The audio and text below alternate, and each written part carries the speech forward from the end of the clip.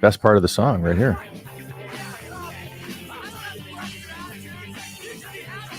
Song's about our lead singer in the band worked at a coffee shop at Granville Island, and this was his song about his life as the coffee guy. And that's a customer yelling at him for his double decaf non-fat long latte right now. I want it. So how's it look, Len?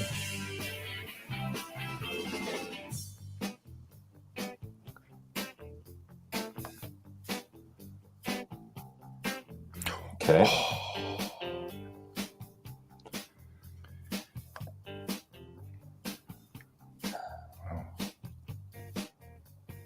Would it be under me?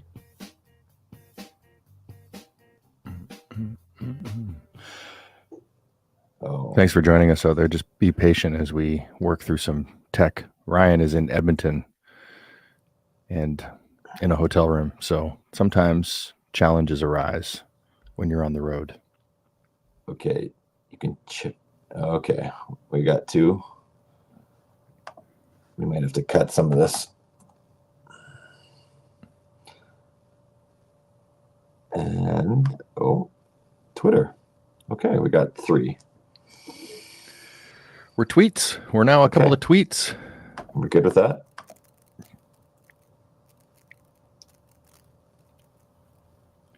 So, I'm good with that. I'm just happy to be talking to you, man.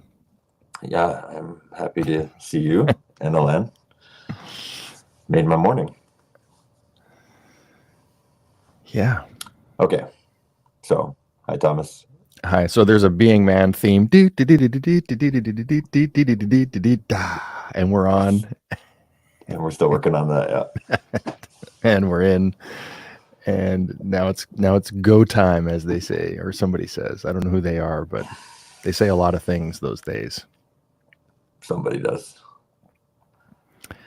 Yeah. So you sent me a text saying you had some idea, you wanted to talk about unity and oneness. Wow. I figure that might be right up your alley, given that you are a reverend in the unity community. Yeah, the unity community. It's a nice rhyme. That, and I know for me, I've been thinking more and more about how many right ways are there to raise kids, I wonder. Because we have our perception, we have our view, we have what seems to be working from our perspective. But I'm sure there's plenty of other men and women out there that are having great success doing things completely different than the way we might.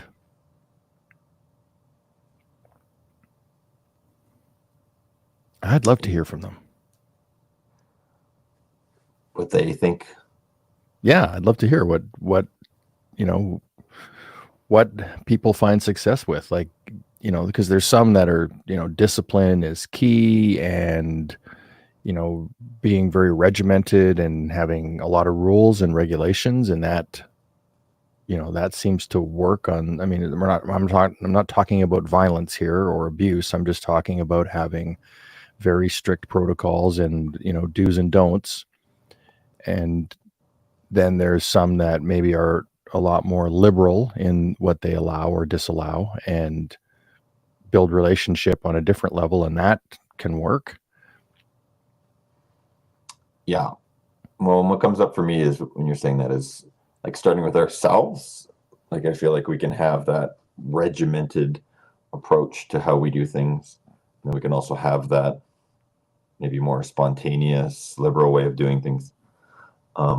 And what's been coming up a lot this week is like that unity of both. Like, it's not either or, it's and. So like the Venn diagram, having having 2 circles, and then there's an overlap. Yeah, and even it's funny. My youngest, I don't know where she got this from, but she started drawing like the yin yang symbol. Mm-hmm. And I honestly don't know where she got it from, but it was a really good reminder for me of the yin and the yang. And even as you were saying, like the yang energy can be like more regimented. Like it's in one sort of concept, it's like the warrior energy. And sorry, I'm getting some feedback. So it is like those daily rituals can be like the yang exercise. Like I'm doing these push-up videos right now, and I know you've been doing push-ups for 80 years. No, I mean, I don't mean that in terms of age. I mean that in terms of how consistent you've been. I'm much younger looking than I really am. I'm 107, so. I mean that though, and just how incredibly consistent you've been. Yeah. No, and then the yin is far more of this like flowing energy, and it's a practice of actually tuning in. So that's just some random thoughts in terms of how I consider the duality and then how they combine in terms of one. Yeah, well, I having just experienced Mother's Day Sunday, I did a service at our center, and I was actually speaking on order and chaos, which is the symbol as well, and which is the masculine and feminine energy.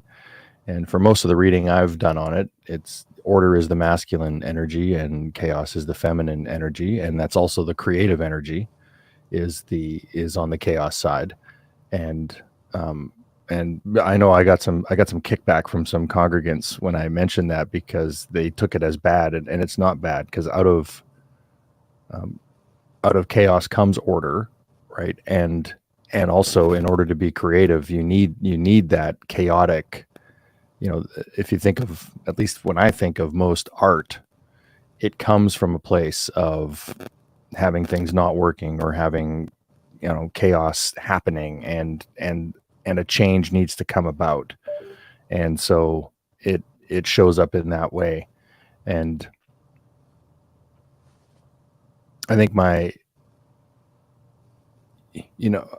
know as I it was interesting, because as I did the service, and another member of our center and myself were talking after, and she commented, she actually noticed, she enjoyed the talk, and she said it's interesting because most of our congregation on Sunday was female, and she said it was a pretty chaotic it was a pretty chaotic service. Like, there were people yelling out at me, like not yelling out angrily, but shouting out their comments or their thoughts as I'm doing this talk. And she also commented that you actually managed to keep yourself really centered and in order. Like, it was, for her, as she sat there listening to it, and I was bringing up these concepts, she actually was, in her mind, she was seeing it play out in the room. I wasn't getting that at all at the time, but in retrospect, talking to her, and she commented on this, I thought it was kind of funny. It was an illustration of those two energies at work, and actually coming together to create an experience for each other, even in the sort of the moments of protest, if you will, that were happening, that it actually created a space where people could kind of ponder and go, oh, okay, well, that's interesting. Maybe there is something there, and maybe there's not. But and so I see that now in so many things. But getting back to the raising kids idea, it's which way is best? I don't know. And maybe it is taking pieces from a lot of different places to get to that place of truth. And I think, so as I ramble on here, with your idea of unity and oneness, for me, that always comes back to the place of truth within ourselves. I'm of the mind that most people know when they're doing something that's a little bit sneaky, and they know when they're doing something that is very truthful. And what I mean by truthful to who they are. They're not trying to fool themselves. They're being that truth. And that, to me, is that oneness. And if people were able to operate from that place all the time, all people knowing a truth, a deep knowingness of who they are and what they are, and not needing it from outside sources, that would bring in that oneness and that unifying, that unity. Anyhow, that's it. That's all I got right now.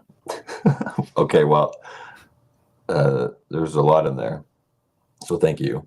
So there's 3 things I wanted to reflect back on then: the feminine and masculine energy, your sermon you had there, and then talking about this authentic truth.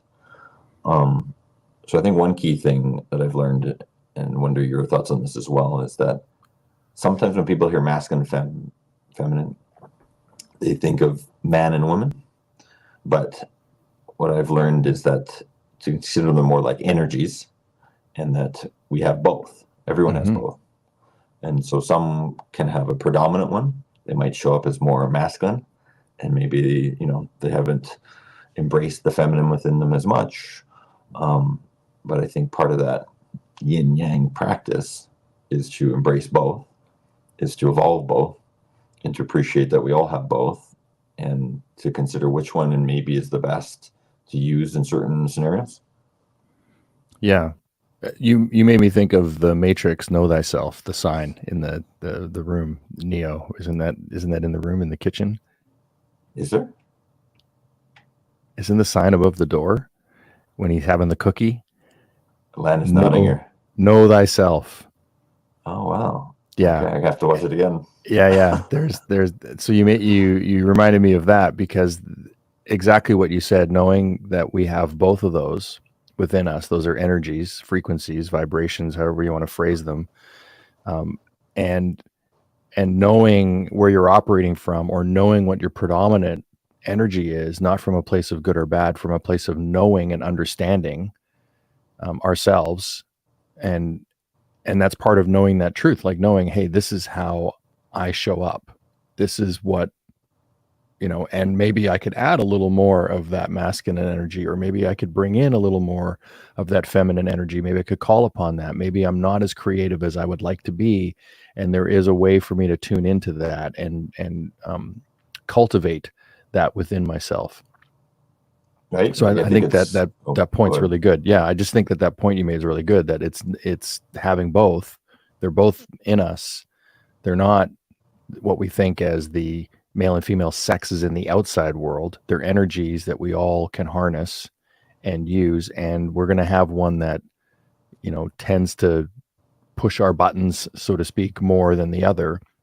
And then how can we, in knowing thyself is where the real power lie in anything that we want to do, right? Like, and no matter what it is that we want to do, when we know who we are and we're willing to be honest and truthful about it, then we can actually do something and be channeled, cultivate something within ourselves. Yeah.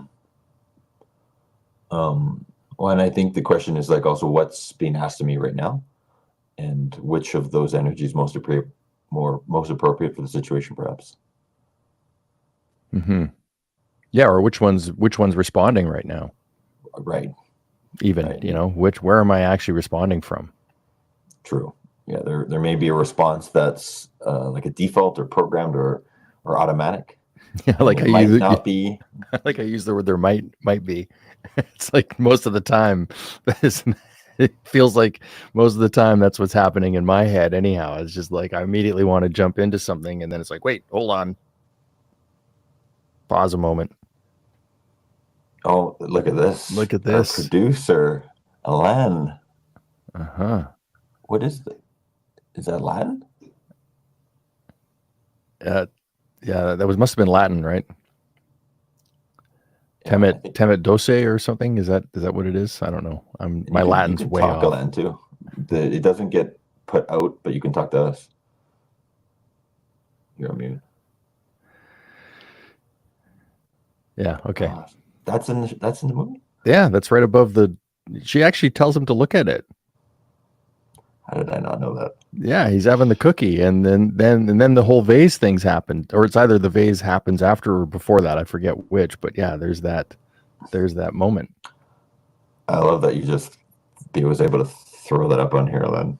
That's It's amazing. the awesomeness of having the amazing Alan behind the scenes. And it's funny for all those that can't see Alan. He's producing for us today, is because he's awesome.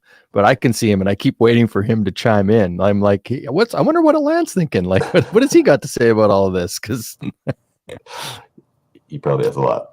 yeah, I'm sure. I'm sure he would. But unfortunately, with this software, he can't actually join live, like externally. Mm.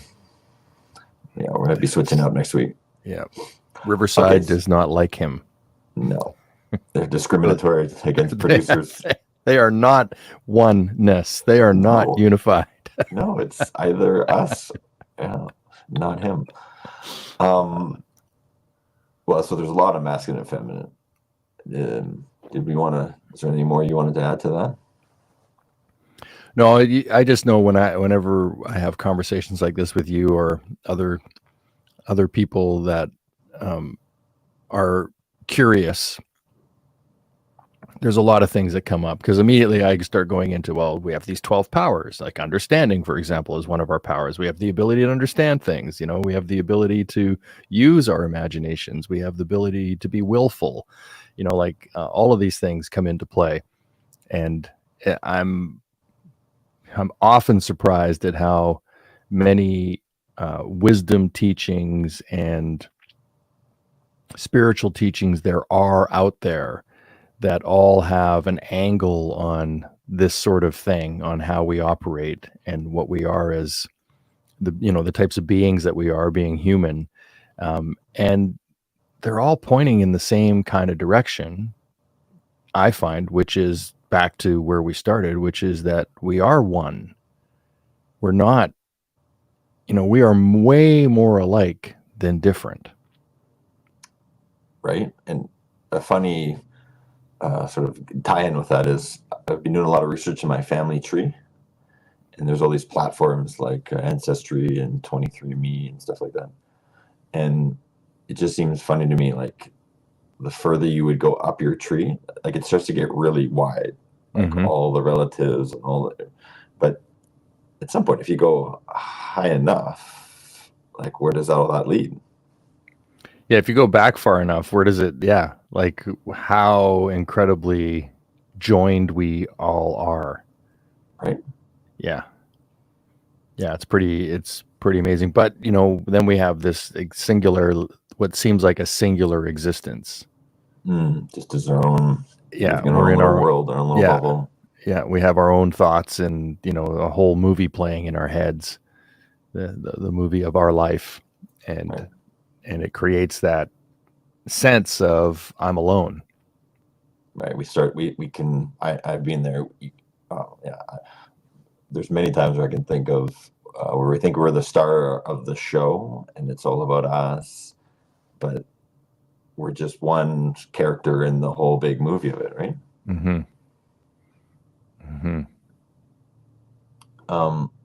There's one thing I wanted to add then, back on the masculine and feminine. You had mentioned that sometimes we can have that automatic response. Sometimes it could be a triggered response. And you had mentioned something before about what could be the fastest way when you are triggered to get back to self. Because what I'm learning, perhaps in sort of spiritual growth, is it's not about not getting triggered. It's about the time it takes to get back to self when we're off. And so, I think we just lost Ellen. I think Kevin, my coach Kevin. Yeah. And he had a really great framework about how to get back to self very quickly. And it was when you notice yourself being off, being triggered, maybe again there's an automatic response here. The first thing, and you'd mentioned this too, is if you can notice it. Can at least you take that moment, a breath, and go, I'm triggered. I may be playing out a story or a pattern here. So to notice it. Yep. And the second thing would be to name it. Like, what is this feeling right now? What is the state I'm in right now? Am I angry? Am I frustrated? Am I sad? Am I tired? Am I hungry? If you can get to a point of naming it. And then the third is just accepting it.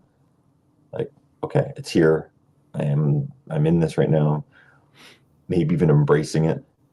But just those 3 steps, notice it, name it, and accept it, can go a huge way to getting back to, your authentic self in, record time, faster than before. Yeah. Yeah, it is. I remember, I think I picked that up way back when I did the Landmark Forum, and the term they used was being on it. When you're on it, like you're just on it. So you're not even, you don't even know what it is. You're just in total reaction mode. And it's, the trick is to notice that's where you're coming from. It doesn't mean you don't have to, it doesn't mean that you can't believe what you're thinking. It doesn't mean that you can't accept or go, you know what? No, I'm not going to back down from this. I am going to make a stand about this. It's not any of that. It's noticing. And I think it works this way, is it's noticing who you're being in the moment. Like, and I think of this mostly when I'm triggered by my wife or my kids, because they're with me so often, and those interpersonal relationships can happen easy, right? I'm sorry, you cut out there. What'd you say? I was going to say, your wife and kids trigger you, really? Yeah. So yes, It they never do. happens to me. No, I know. I'm. That's why I look up to you so much, because I'm like, how does Yeah. that guy never get triggered by his wife or children? I don't know. He's just so cool. Yeah. But I just know that when that happens, it's really hard to remember that I could have a different response, because the inner technology, the reptilian brain, just takes over in the threat and just wants to rule the day. And it's almost like it pushes out all rational, all sort of constructive, creative thinking to just go into, I must protect myself mode and defend, as opposed to having that moment to be, oh, I could choose a response here. I don't need to just say the first thing that comes to my head, or take the first feeling that shows up and act as though that's the right feeling to have right now. Right.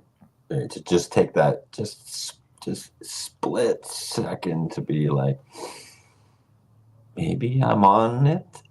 Yes. You would say, like, I'm in some sort of response here. Is this really the way I want to be right now?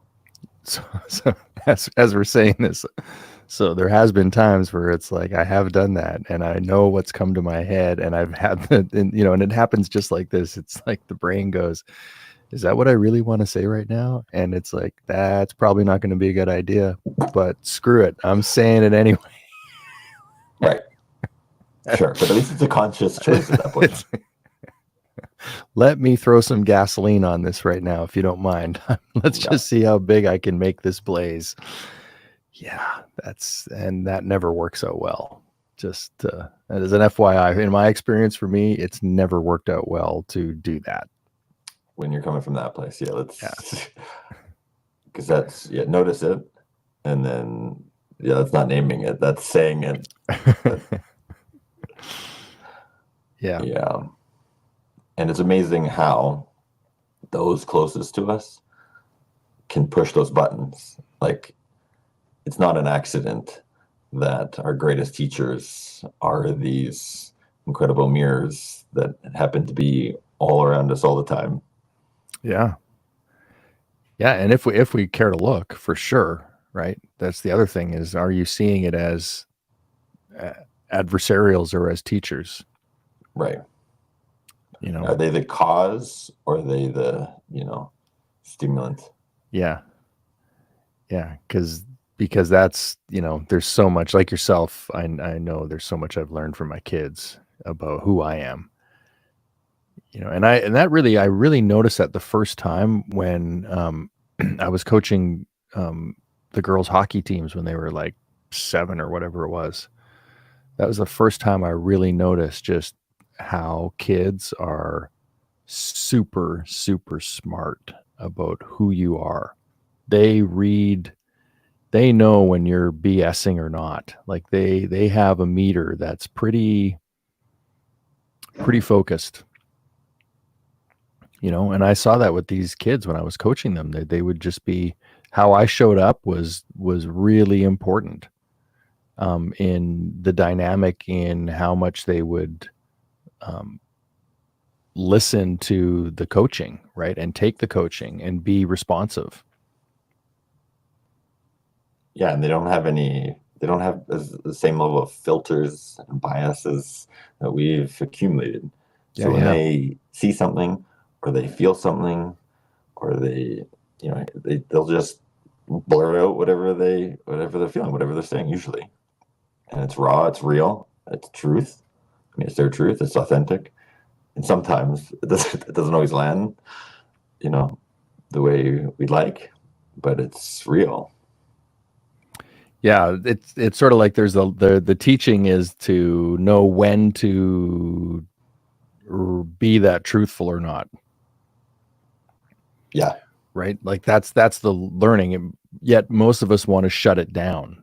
That saying children should be seen and not heard. Like, that was like, no, I am not gonna live in that place. And it's more them learning how to socialize with people in a way that's not going to isolate them. Where sometimes things are better left unsaid, and sometimes things are bitter left unsaid. Yeah. And it's knowing when is that, is this the time to speak? Is this the time to not, and maybe bring it up later, instead of in the group setting, maybe I bring this up on a one-on-one basis. And it's not about letting go and allowing things. It's about knowing when to powerfully choose what is the right. And I don't want to shut that down. I don't want to shut that down in my kids. I never wanted to. I want them to know they can speak and they have a voice. And sometimes I'm going to push back at what they have to say. And that's okay, right? That's part of the whole thing. Sure. Yeah. It doesn't always work out if you're telling your truth to everyone all the time. First of all, nobody cares, really. Well, some people might if you came up and told them exactly how you felt about them at that time, at that moment. But you're right. And then also, you don't want to just say nothing and still feel those things inside and still think those thoughts, because then it festers. It can, and it brews, and it can build resent. Yeah, that brings on the dis-ease. Yeah, right. There's nothing more annoying than having those things that I didn't, the wish I had said, or I wish I had done that differently. I knew in the moment I could have done differently, and I backed off. Yet everything inside me was telling me this is the moment to step. But it's a big risk, right? It's a really big kind of. It's making me think of the chaos side, the creativity out of that chaos because the chaos is within yourself in those moments. That it's frantic. Do I say this? Don't I say this? What should I do? Should I not do that? Blah. Like you're chaotic inside, and out of there comes the ability to be creative. And as somebody who has published art, so to speak, music, put myself out there as a creative being, it's risky. You're exposing your underbelly, so to like, people have the opportunity now to, just come at you and go, yeah, that's the worst thing I've ever heard. I can't believe you actually think that was worthy of being put out. So there's great risk in being creative in any moment. Yeah. When you're putting something that you care about, worked on, spend a lot of time on out there in the world. Yeah. And you get to thank them for their opinion Yeah. and, choose whether you agree with it or not. And, that's the big thing that's been coming up lately too, is like there's truth. Like I think there are some universal truths, and then there's our own personal truths or opinions, and not to get those mixed up, where just because it's their truth or your truth doesn't mean it has to be my truth. Right. And so now what I'm thinking about is, if we bring this back to being dads and raising children, how do I get my kids to know this stuff? Because, I can look at my own journey and go, when I was 17, when I was 20, when I was 25, I would have looked at whoever was telling me this stuff and just gone, yeah, whatever, dude. You don't know anything. You don't know me. That doesn't, and it's later, after going around in a circle and ending up in the same place more than one time in my life. It's like you get to this place where you start to see patterns. You start to see like, oh, wow, I thought I knew so much, and now I realize I knew nothing. Or what I did know wasn't really important. I was missing the really important stuff to know. And that just comes out of, you could say wisdom. I'd say aging, because wisdom's tricky, but having been somebody like yourself who has suffered, the suffering of today is the wisdom of tomorrow. Providing you learn from the suffering and you've let it go. Like there does need to be a transformation that happens for that to now become wisdom, where you're like, oh, wow, this is how I would, if I knew what I knew then, what I know now, or if I knew what I know now back then, I would have, things might be different. My responses could have been different. But our kids maybe don't want to hear that from us. Yeah. So I know exactly what you're saying. And a few things definitely come up for me. One is, I think I said this last show. My wife's got this great saying, preach all the time, sometimes it's even with words. And so I think about, and we've talked about this lots, right? About being that dad, like being that example, in that we might not need to say anything to them if we're being it, if we're being that authentic version of ourselves, if we're showing them what, how we share our truth, if we're showing them that the word that came up for me before was discernment. Like if we're sharing with them, look, this is actually how I'm feeling, and here's how I'm choosing to communicate it. And so they can start to see, okay, it's okay if I feel this way, and maybe in this situation, it's not the most appropriate to say it directly the way I feel. Because that was also a thing, if I think back to my younger self, is I would say that thing that you had said, right? I would say the thing that was on my mind that maybe wasn't the right thing to say to my boss or my teacher or someone that certainly didn't get the reaction that I ultimately wanted. Say that again. That you did get the reaction you ultimately wanted? In the moment, that's what you wanted. You got the reaction. Later, you might look back and go, that probably maybe wasn't a good choice. Not what I needed. I got the reaction I wanted. I didn't get the reaction I probably needed. Right. Yeah. So is that ego, is that a young, vibrant ego? I'm going to show off right now and look at, I'm going to challenge you in front of all these people and look how clever I am. I'm such a smart ass. Yeah. Yeah. I've been that guy. Yeah, I'm sure. Sure, there's a few people that have. Yeah. And the other thing I think about with our kids, so is that example. And the second is, like, it's all about that connection, like, and all the parenting stuff I've accessed stuff. I just look back on on my ears. If you've got that connection with them, then they will listen. They will notice. They will take their own notes, however they do that. I don't need to say it that often. Like, I think you had shared this with your dad, right? I felt like you had a really good connection with him. He created a really good connection with you, and he would just have to say it once, and that seed got planted, and that's all it took. You didn't have to. If he didn't have to say it multiple times, and if he did, probably wouldn't have worked, because now you would have stopped listening. It's like, look, I've heard this, yeah, yap, yap, yap. So my kids always say yap, yap, yap. But if I say it once, and I've got a really good connection with them, and I say it in a meaningful way and I've got their attention, they're not on their screen and they're not distracted. So if you've got that connection from the past, and I've created a connection in the present, and I'm sharing my truth in an authentic way, I feel like they hear it. Sometimes, maybe most of the time, I don't know. A lot of the times.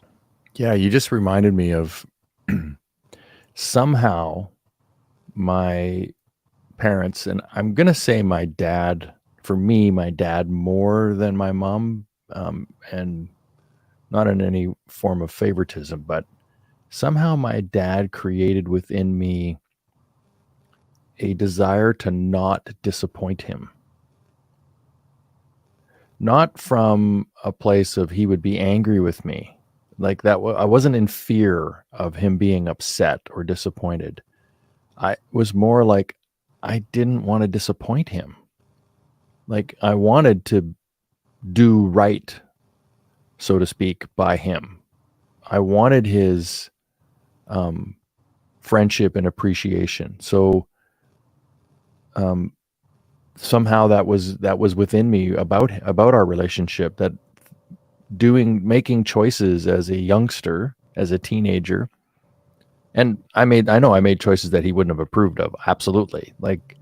But there was a boundary that this is way offside. Like this would crush him, or this would, he would really be offended or hurt, or I don't even know that I have the word. I don't even know if disappointment is the right word. It's almost like I wanted his respect as a person, and I didn't want to jeopardize that. There was things there was choices I made intentionally because I didn't want to jeopardize that. Yeah, I totally hear what you're saying, and to me, that just feels like this incredible connection. Like, if I think of just you and me, I feel like I've got this amazing connection with you, and I feel all those same things that you said, right? I don't want to disappoint you. I wanted to show up on the show here with really good audio and lighting and internet, and I was making sure all of it was going to work because I wanted this connection to be here. Yeah. And I don't know that I know how to instill that in my, as I've been raising my kids. And in some way, I think what I do know is that maybe I know ways not to do it more than I know ways to do it. And as I said, I think the real thing is to be as honest and straight with them as much as possible. Like, I don't like the little white lies to protect, the little secrets we won't tell them that. Like, I don't like that stuff. It just feels sneaky to me. I would much rather be open. And with that openness has the responsibility is also to be open to change. You can't be open with, hey, let's be open, but it's always going to be my way. Right. That doesn't work. It needs to be, let's be open, and if we're going to disagree, we're going to discuss it. We're going to figure out a path. Yeah, and you're going to be willing to hear something back that maybe wasn't what you anticipated, and maybe wasn't exactly what you wanted to hear, but is their truth. And now you're in the situation where, like, well, my truth is this, and your truth is that, and maybe it's not either or, right and wrong. Maybe there's, a new truth that we can create together. Yeah, maybe we can both find some ground that we can both stand on here. Right. Yeah. When you're coming from that place that, this is just to go back full circle here, right? That unity, that in this connection, I don't want it to be separate. I don't want it to be right and wrong. I don't want the duality here. How do we create that new place to stand on, as you said? Mm-hmm. Because that would create unity, right? That's actually creating a oneness and a unity. Is willing parties to hear each other out, to have dialogue, and to even be willing to accept that in the end you're both going to still be who you are and operate the way you operate, and respect that, and not not put it on the line like, if you think like that, then we can't ever,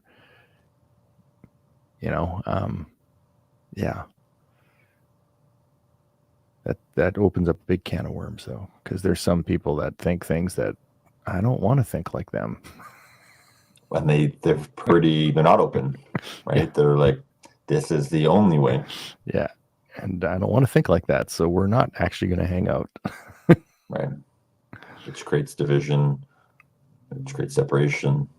Right. But, and so as I said that, there's like, one of the things I've tried to educate my kids on is to make a choice like that, is to actually be like, no, I'm not in that camp. So I'm actually not going to be part of this group, because I don't believe that. I don't want to be that.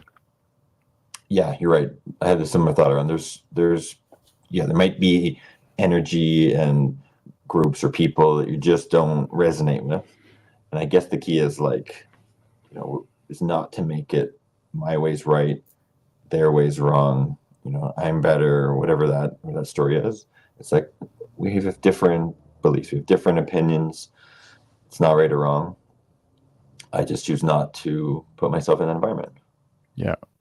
There's a song title that comes up, and for me, it's all that you can do is wish them well. Like, when the disagreement is there and it's just not, you're just like, hey, it's not for me. Just, au revoir. And the fun thing is, if you flip it 180, and from their perspective, they're probably saying the same thing. Yeah. Yeah. And that's great. Yeah.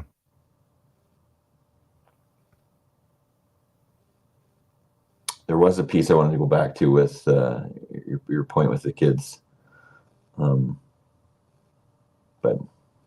totally lost it. I did want to go back to, so there were 3 things at the beginning I wanted to talk about. So we talked a lot about masculine and feminine energy. The second one was, have you had a congregation where people were shouting out like that before? Well, I haven't been at this very long, but apparently I also found out from some people that when I speak at our center, that's when it tends to happen the most. So apparently if I were to take that as true, I don't know if it is or not. I'm not, and good or bad, it's not about that. If I were to take that, though, it sounds like I create a space where people either feel the need or feel comfortable enough to shout out what comes to mind in the moment. And I think I do, because I actually try to be interactive. It's hard. I find it very difficult to stand in front of a group of people, and, as you called it, giving a sermon, because it is set up to be that, here's a talk title, here's a teaching that I want to share. And so it can come across as that, but I prefer to have, how things are landing for people. Cause I think, I don't think I'm smarter than anybody else in the room. Like, it's not like I'm standing there thinking, oh, I have all the knowledge here. It's actually that here's what I'm thinking right now. And is anybody else like, am I crazy? Is anybody else experiencing this? Is this just a one-off? Like, because there's a lot of people in the room that are older than me that are wiser, have had these experiences. So I actually prefer a space where now they can get too disruptive and then you have no progress. Mhm. Right. So sometimes I have actually shut people down in a way that is like, hey, I hear you, but we're not talking about that today. That's not what we're here to talk about. We're going to stay on this topic. Sure. So, end that conversation. But yeah, I kind of like it when, people say what's on their mind. Even if I don't respond to it, just, they feel comfortable going, I don't agree with that. Or, hey, yeah, that's awesome. Yeah. Or like this time, blah, blah, blah. Well, it reminds me of your artist days, right? It wouldn't feel very good as a band if you're on stage and you're pushing your music out and there was no response from the crowd. Yeah. And the crowd went mild, like who needs that? Right? No. You're co-creating with them, right? They're giving you Yeah. feedback on and this is beautiful co-creation loop, right? Where you're putting your art out, they're giving you a response. You're like, okay, it's maybe a little bit more over here. It's not over here. They didn't like that. And I feel like that's what you're doing. You're involving them too. It feels far more inclusive, where there's more of a dialogue, not entirely two ways in that format, but you're creating this with them, co-creating with them, where you're putting something out there and they're kind of guiding you with it as well, right? You just reminded me, it's exactly what I want with my kids. Mm. I don't want yes or no answers. I don't want to just be the dictator. I want to know, hey, here's what I'm thinking, or here's what I believe. What do you think? Like, I actually want to know what they think and how they're feeling about something, or why they're feeling this way about something, and have a conversation that can get some understanding between us on a topic. And it's not even about how they're acting or child rearing. It's even just knowing how they think now. They're graduating high school. They've got brains. They've been, yeah, they've had things, they've been in education. They have what the education agenda is throwing at them, whatever that is. And so I want to know, like, how is that working? What is it you're actually learning? What is it you're actually thinking as a result of all this? Or is it just, a bunch of noise coming at you? Yeah. Yeah. I'm 100% with you. I don't think things evolve if it's just a one-way direction of information, right? In any of those environments. Like if you're in your talks and you're like, this is the way, people, and everyone's sitting there going, mm-hmm, mm-hmm. Yeah. And that just keeps propagating on that. Okay, this is the way. This is the way. Same with your kids. If that's the way the education is, this is what you need to think. This is all you need to know. And as parents, if we're just sitting there going, this is the way, kids, I just don't think there's progress in that. I don't think there's evolution. I don't think there's co-creation, because they have brilliant minds. They have brilliant thoughts. Like my 7-year-old just blows my mind sometime when I'll see the conversation, a topic, and I'm willing to hear what she has to say about it. And a lot of times I'm like, wow, I never thought of it like that. And now all of a sudden it's a new thing. Yeah, they might have an angle I don't have. Totally. They're seeing it in a, yeah. So I guess, for everything we've talked about, the takeaways today would be to, create a space of open communication and dialogue, and an environment where ideas can be exchanged, and keeping in mind also that, of course, there's things kids don't know yet. Like I often think of, they don't know to not go put their face on the element of the stove after it's been used, right? So we need to teach them that. We need to let them know that that's a no-go zone, right? Especially when they're little. the one thing quickly I want to add to that is because I thought of this before and you were saying this is why.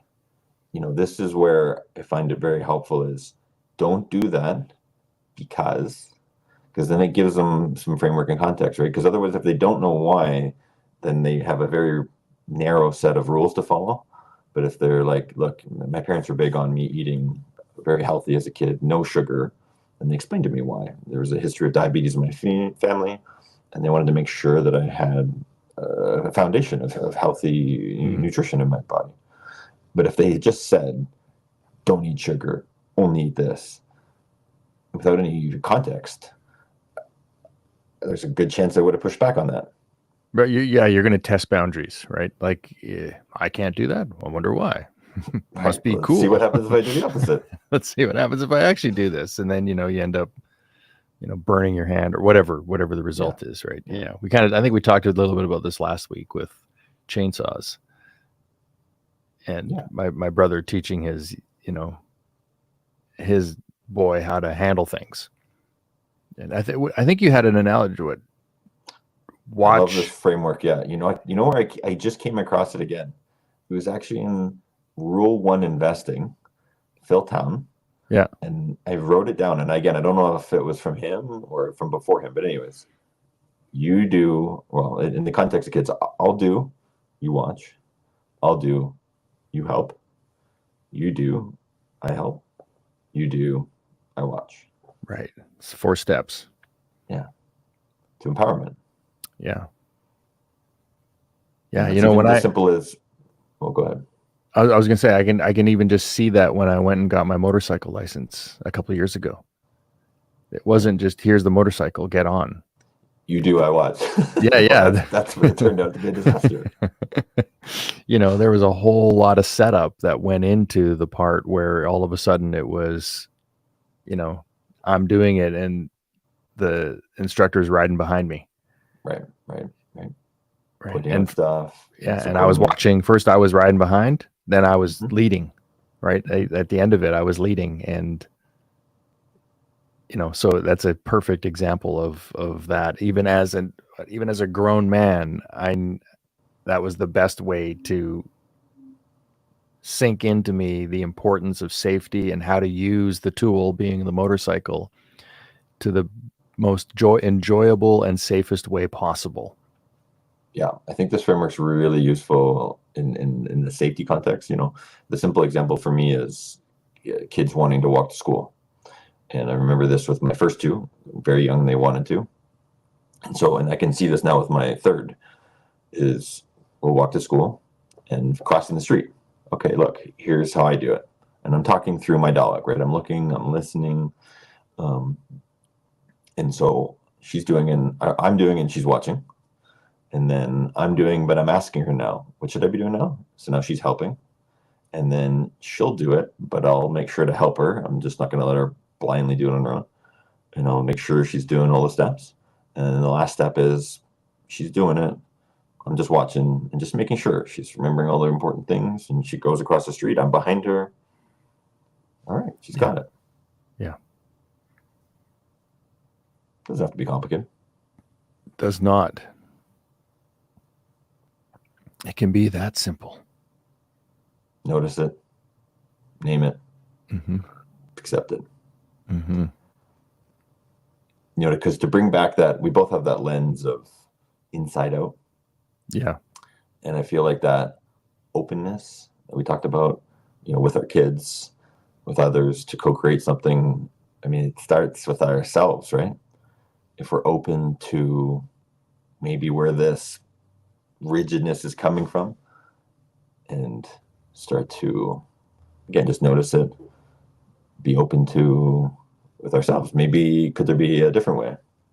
Well, I was going to say that, the notice it, name it, and accept it. The accept part to me is kind of like, I feel like, okay, but is there a reframe? I don't know if accepted is always the right.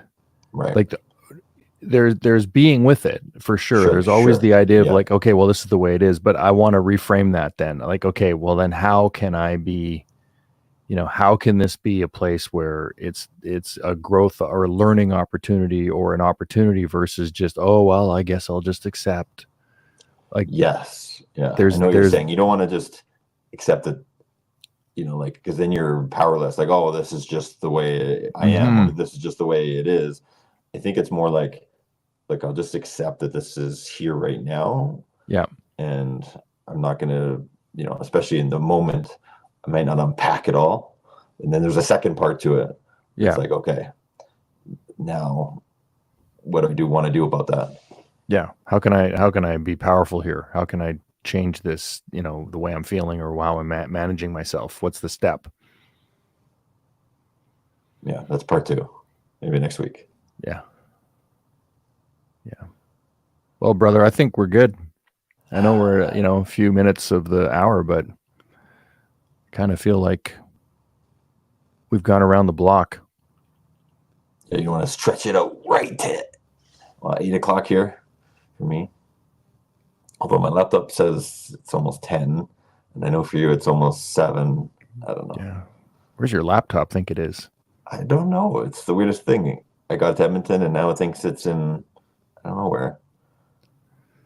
It's crazy. But I'm glad all this tech. Well, my light went off. I guess the battery died. Here's what I will share in closing, though, was the Northern Lights experience recently. Having lived here on the West Coast for as long as I have, I can only recall like one other time where I think I was in Tawasin, out on the south part of Vancouver, suburbs, very south. So not a lot of city light, that I remember seeing Northern Lights.